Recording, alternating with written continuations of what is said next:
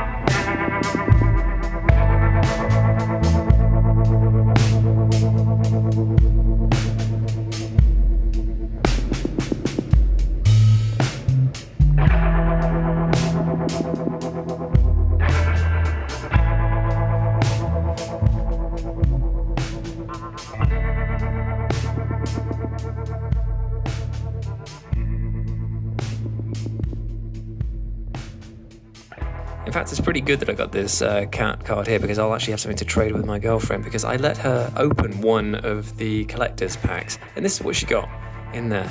So she got a nice alternate foil, Dragon Skin Berserker. She got a Seer Step Pathway flip land there. It gets better. She got Nico Aris, classic, good. And she doubled down on the final two, because the last two she got the Eradicator Valkyrie with an alternate art, which looks amazing. And of course she got Born of Klex. So yeah, at least hopefully I can try and con her by trading that. Right, so after some tidying up and going through the collection, I've got a bit of a chunk here that I want to go through as some notable things that I think I'm going to be using in my decks, and just let me know what you think about them in the comments section below. So we've got to start off with the fact that our friend God Machine did this, and I managed to pull a shiny version of that. But even beyond the outstanding artwork, if you take a look at what the skills are here, whenever you cast your second spell each turn, look at the top 3 cards of your library, put one of them into your hand and the rest into your graveyard. Now, obviously, you're going to be running black to be able to do this.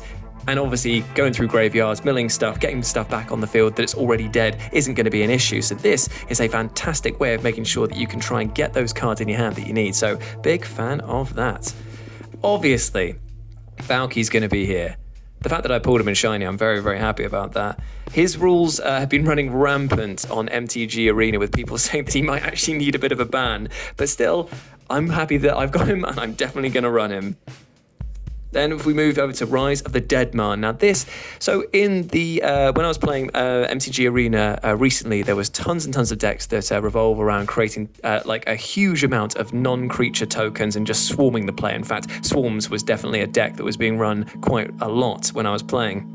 Now this could be a hard counter to that, because if you manage to couple this with a target removal, get rid of all of those non-creature tokens, and then play this afterwards, being able to create 2/2 zombies in response to that, it suddenly flips the table from the opponent having an overwhelming force to you having an overwhelming force. So yeah, I'm going to try and run that. The Blood Sky Sire, has Death Touch, and the boast ability here is so cheap and it's really powerful as well. Target player searches their library for a card, then shuffles their library and puts that card on top of it. Brilliant way to fetch a card for you, like to go and grab a card from your deck without having to sacrifice anything. And it has Death Touch as well, and it's only a 3 cost, so that's like a no-brainer for me. God of Death. Obviously, Death Touch, cheap cost, 6/6. Does have a bit of a nasty thing where if you can't, you exile 2 cards from your graveyard. If you can't, you have to sacrifice it and draw a card.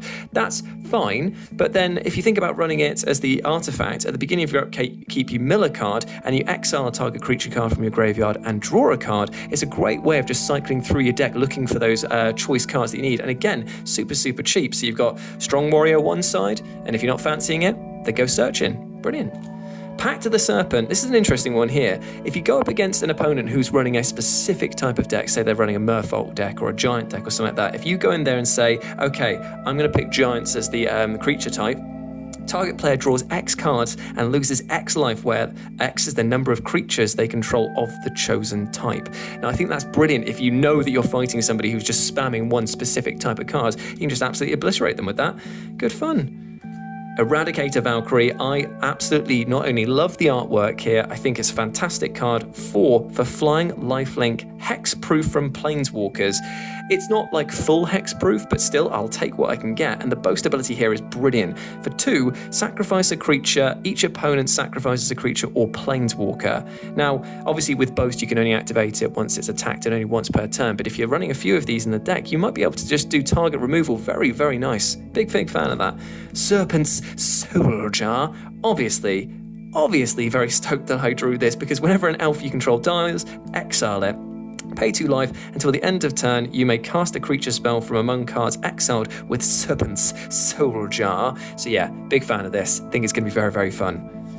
Cardua, the Doom Scourge. Now, even though this is an uncommon, I thought I'd talk about this, just because when it enters the battlefield, until your next turn, creatures your opponent's controls attack each combat if able, and attack a player other than you if able. Now, in multiplayer games, this guy's going to be a bit of a godsend to buy you some time to get things in place. But also, whenever an attacking creature dies, each opponent loses 1 life and you gain 1 life. So that's going to be absolutely brilliant. Now, you can't have a Nordic-inspired deck without talking about the World Tree, and luckily, it's actually a really decent card. Now, it does come into the battlefield tapped, but it adds a forest, and as long as you control 6 or more lands you control have tap and add 1 mana of any colour.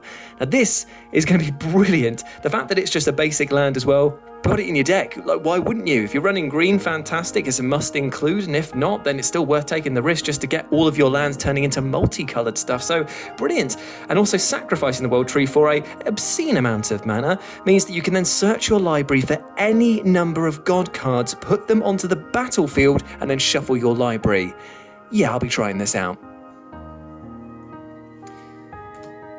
And we'll use it with Yorn, God of Winter. Whenever he attacks, untap each snow permanent you control. And obviously there's a lot of snow lands in this deck. It is the main focus of this, and there's a lot of cards that focus around using snow mana to pay for certain abilities. So fantastic if you get to go like round robin on that again. And you can flip them over to get this legendary snow artifact, and you may play target snow permanent card from your graveyard this turn. If you do, it enters the battlefield tapped. Now that is fantastic, because again, if you're building a snow themed deck, and why wouldn't you in Kaldheim, then you're going to have a lot of these, so it's a fantastic support item there. Old Growth Troll, when I first looked at it, I was like, okay, cool, 3 for 4/4, it's still pretty decent, got trample, okay, cool, this is going to probably go into a lot of green decks. But when I actually started reading about what it actually does, it's brilliant. If it dies, if it was a creature, return it to the battlefield. If it's now it's an aura enchantment with Enchant Forest that you control, and Enchanted Forest has tap to add 2 forests, and if you pay 1, tap it, sacrifice this land, and you create a Troll Warrior creature token with trample. So you go out of battle, back in again, out of the mana pool, and back into battle. Brilliant. Love this card. I think it's really fun. Obviously, Vorticlex. I mean, I'm just happy I got it. Calamitybearer, I'm really looking forward to running in a giant deck, just because of the fact that if you've got a giant there and it deals damage, it deals double damage. I mean, it's red through and through for a 4-cast for 3/4. I just want to run it. I just want to just do double the amount of damage. Who wouldn't do that? It's brilliant. Imagine if you did that and you coupled it with something like Sacrifice or something like that, which doubles the damage again. That'd be insane. And look at that, here's a giant to go with him, Quakebringer. Your opponents can't gain life. Brilliant. I just love that through straight away as an opening gambit there. For 4, you get 5/4, and at the beginning of your upkeep, it deals 2 damage to each opponent, and this ability is only triggered if he's on the battlefield or if Quakebringer is in your graveyard and you control a giant, and it has foretell as well. There's a lot going on in this card, and I love all of it. Fantastic stuff. Broken Bow, big fan of this guy, because not only has he got haste, which I just love in red decks, just getting the damage dealt early and often, but he also has that you can change his base power to 1 plus the greatest power amongst other creatures that you control until the end of turn. So he suddenly becomes a massive stomping giant if you have another stomping giant on the battlefield. Brilliant fun. And I love his little text here. I headbutted a troll and won. Classic. Doomscar, it removes everything. I mean, big fan of that. Righteous Valkyrie for white is brilliant because of the fact whenever an angel or cleric enters the battlefield, you gain life equal to that creature's toughness. Now, there are quite a few white cards that actually have very, very high toughness and not so much attacks. You actually get the best of them entering the battlefield there, so that's brilliant. And as long as you have 7 or more life than your starting total, all of your creatures get +2/+2. So yeah, I mean, that's delicious. And then Sigrid, God-Favoured, who is for 3, you get a 2/2 flash, first strike, protection from god creatures. Now, as we mentioned, this is going to be a set that's going to be full of gods, and I'm sure that there are going to be people who run decks exclusively built around them, so having protection from that is very good. And also, when it enters the battlefield, exile up to 1 target attacking creature or blocking creature until it leaves the battlefield, so you get removal upon casting it as well. Fantastic stuff. Huge fan of this. And yeah, those have been some of my selected rares there. I hope that you enjoyed that. Let me know if you'd like to see more Magic the Gathering content here on Live and Let's Dice, because I'd be happy to bring it to you. Oh, and as a special little treat too, here is the code for Magic the Gathering Arena, so that one of you lucky people will be able to get 5 packs from this. So there you go. Let me know what you thought about it down in the comments section below. Go follow us over on Twitter at LALDTweet, LALD tweet. And I've been Jules, you've been awesome, and I'll see you soon. Bye.